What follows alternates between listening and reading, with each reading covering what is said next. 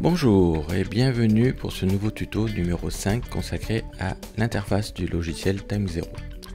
On peut remarquer tout de suite cette nouvelle interface avec des onglets un peu plus gros et des boutons un peu plus gros qui vont surtout être très intéressants pour l'utilisation des écrans tactiles et aussi pour ce qu'on appelle les nouvelles tablettes de type Surface.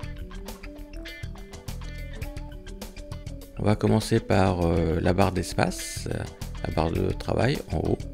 Donc nous avons plusieurs onglets. Et ici nous sommes avec l'onglet navigation. Dans cette page navigation, on va essentiellement, ça va être une page qui va être essentiellement dédiée à la navigation avec un minimum d'informations pour éviter de surcharger la page. On va avoir juste les informations les plus utiles, les informations de sécurité, les cibles AIS, les lignes de sonde. Enfin voilà, donc on va pas trop surcharger l'espace de travail sur cette page.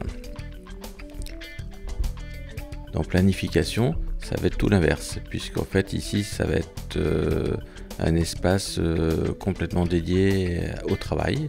Donc on va pouvoir ici fabriquer des routes, fabriquer des routages aussi, des routages météo.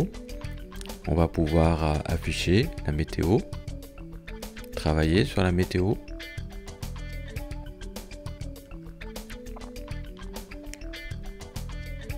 On va retrouver en bas ce qu'on appelle une barre d'animation.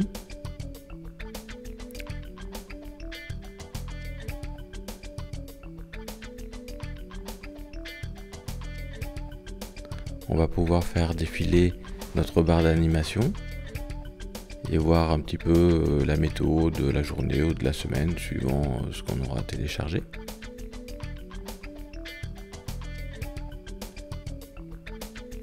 Ici nous avons le mode calendrier. On peut effectivement rechercher une date précise de la météo. Voilà, et puis faire défiler à ce moment-là. Et on pourra revenir évidemment au mode actuel.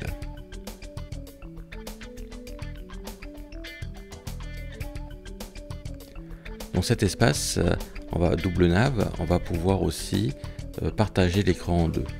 Pour ceux qui ont des radars Furuno compatibles TimeZero ou des sondeurs Furuno compatibles TimeZero, on pourra afficher dans un écran le radar ou le sondeur, et sur l'autre écran on pourra afficher la cartographie. Ici on a aussi la possibilité d'afficher un mode 3D avec ici le petit bouton orientation 3D. Dans cette option nous avons des photos satellites haute résolution. Alors c'est bien pratique puisqu'en fait on va pouvoir voir le relief de la côte. On aura l'occasion de voir ça dans un autre tuto. On s'aperçoit que notre curseur à gauche circule et on le voit aussi à droite, et quand je clique à droite notre page de droite devient prioritaire et on voit aussi le curseur à gauche. On peut, si l'on veut, changer de mode de zoom suivant les pages que l'on veut afficher. Par exemple ici on va se remettre en mode vectoriel, on va enlever les photos satellites et on va se mettre en mode 2D, on va enlever le mode 3D, voilà.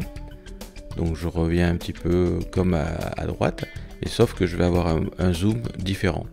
Ce qui pourrait être intéressant aussi lorsqu'on veut arriver dans des mouillages, avoir un zoom de détail et un zoom un peu plus large.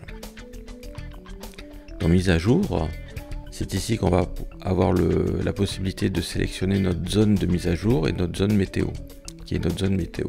En cliquant sur ce petit bouton, ce petit outil, on va pouvoir sélectionner notre zone et faire actualiser. Bon, ici malheureusement il n'y a pas de connexion internet, donc je ne vais pas pouvoir continuer, mais on aura l'occasion de voir ça dans un autre tuto. On va donc regarder l'ancien fichier météo qui est en vert, et sur le petit bouton I, on a l'information donc du fichier avec le début du fichier qui était le 8 février et la fin de validité du fichier qui est le 16 février 2018. On va revenir en mode planification puisque c'est ici qu'on va étudier la météo. Avec ici la possibilité d'afficher ou non la météo. On verra un peu plus tard aussi les autres options qu'on aura. On s'aperçoit qu'en mode navigation, et bien dans Calc, on n'a pas ce petit module météo. Il n'est que dans mode de planification. Toujours pour éviter de surcharger la page navigation.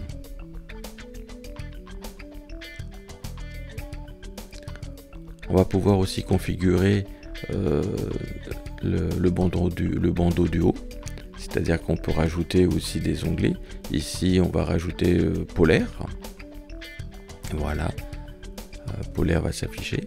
Alors ici la polaire, bon, on va voir la polaire du vent. On aura l'occasion de voir un peu plus tard comment la télécharger sur le site MyTime0. Et ici on a la polaire des voiles, donc ce qui sera très intéressant lors d'un routage météo, puisque le logiciel nous dira la configuration de voile qu'il faudra pour optimiser au mieux notre route. Mais on aura l'occasion de voir ça un peu plus tard. Ici le mode centré, bon, ce qui nous permet de pouvoir centrer notre bateau au milieu de l'écran. On aura l'occasion aussi de voir un peu plus tard qu'il existe un autre mode. Dans Calc, on peut avoir le mode décentrage automatique.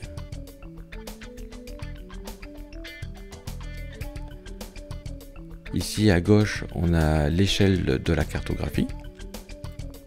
On s'aperçoit ici qu'elle est de 7,6 milles nautiques, ce qui représente en fait la gauche de l'écran jusqu'à la droite de l'écran. La largeur de l'écran représente 7,6 milles nautiques. Si on dézoome, on s'aperçoit qu'ici, entre la gauche et la droite de l'écran, nous avons 68 milles nautiques. Et si on zoome un peu plus, on va s'apercevoir qu'à partir d'un demi-mille nautique, donc voilà, un demi-mille nautique, on va passer en mètres automatiquement. Voilà. Donc pareil, entre la gauche et la droite de l'écran, nous avons à peu près 419 mètres.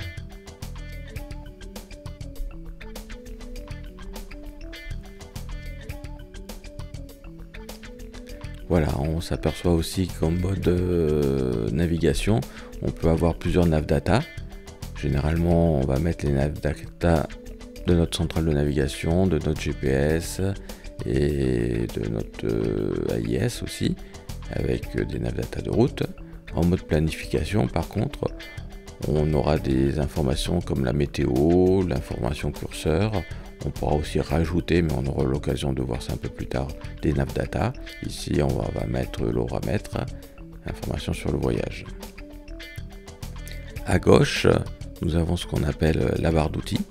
Donc c'est avec tous les outils, ce sont les outils avec lesquels on va pouvoir fabriquer quelque chose. Donc ici, par exemple, l'outil règle, qui nous permet de connaître la distance et le cap d'un point à un autre.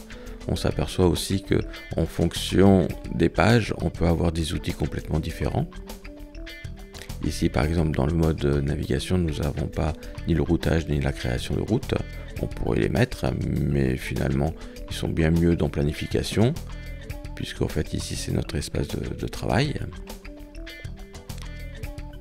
On s'aperçoit qu'en mode navigation, ici, il n'y avait pas le mode MOB. Donc pareil, en cliquant sur les trois petits points, on peut rajouter le mode MOB, qui peut être lui par contre intéressant. Et pour finir, tout en haut, nous avons le bouton Time 0 qui donne accès au menu du paramétrage du logiciel. Mais on aura l'occasion de voir ça un peu plus tard. Donc voilà, on s'aperçoit que cette interface est bien claire, bien pratique et très conviviale avec l'utilisation des écrans tactiles. Je vous dis donc à très bientôt pour un prochain tuto.